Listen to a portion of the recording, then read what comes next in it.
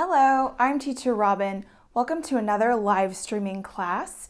Welcome again to my living room. If you're just starting to join us, let me tell you that during these days of confinement, I'm recording the videos from my home. So welcome. If you're new to the live streaming classes, let me tell you how you can participate. If you have a question as we go along, you can write your question in the comments and I will answer them later on. So if you have a question about today's topic or you just want to say hello, then feel free to write that down.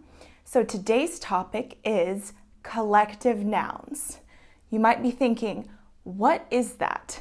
So a collective noun is actually a word used to describe groups of things, like a group of different kinds of objects, a group of people, a group of animals.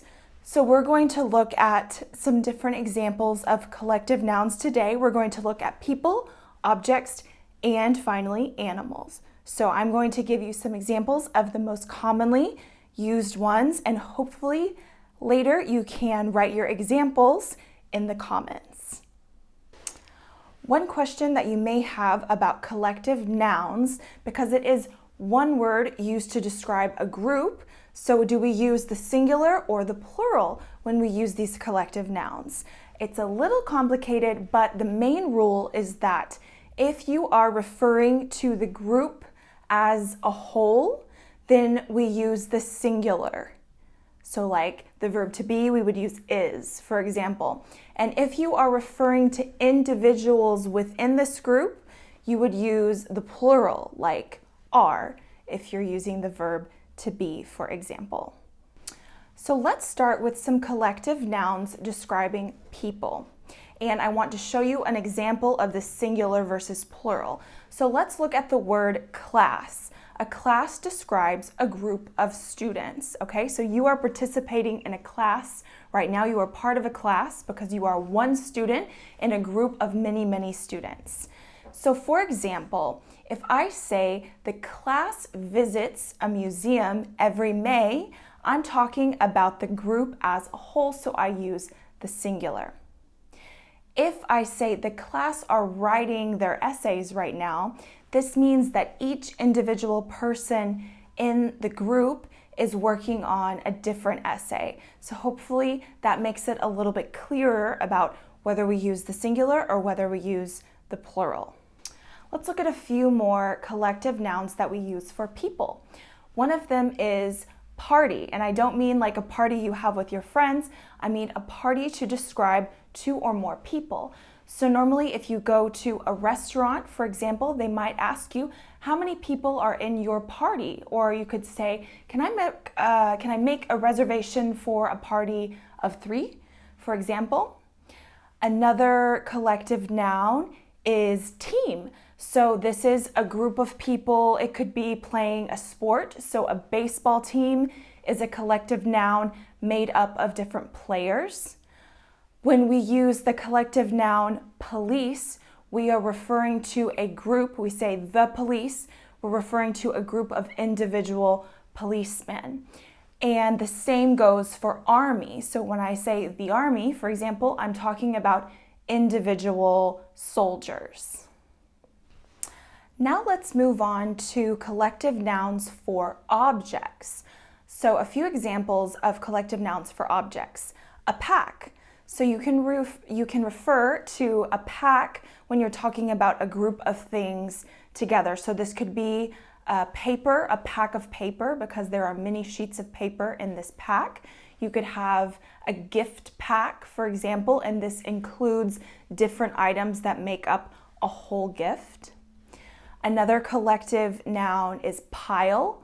So if you have a pile, it's many objects on top of each other. So you could say, for example, I have a pile of laundry, dirty laundry that needs to be washed.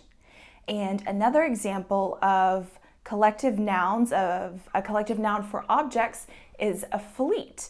So a fleet is actually a group of ships. So when we talk about military or the Navy, for example, we could say that they have a fleet of ships. So this is multiple ships that make up one group. And now let's talk about my favorite subject, animals. So we do have many different collective nouns that we use for groups of animals. For example, a group of dogs or a group of wolves is called a pack. So you may have also heard this referring to people when you hear the expression from the song, or if you hear in a movie, the leader of the pack. This originally comes from animals, like a pack of wolves. If someone is the leader of the pack, it means that they're the strongest, they're the boss, or the person that people follow. But the original expression comes from animals, like dogs or wolves. Another collective noun for fish, for example, a group of fish is called a school. Okay, a group of lions is called a pride. A group of owls is called a parliament. Okay, so this is a funny one because we have parliament, which is like the government, but it's also the name for a group of owls. A group of whales is called a pod.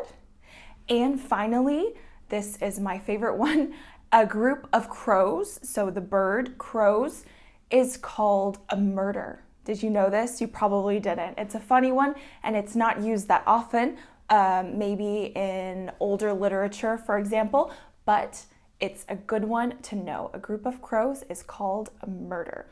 So now that you've learned about collective nouns, and I've given you some examples with people, objects, and animals, I want you to write some examples in the comments. So take some different collective nouns and try to write some example sentences. And make sure that you check out everything that we have to offer you in our course. We have a complete course.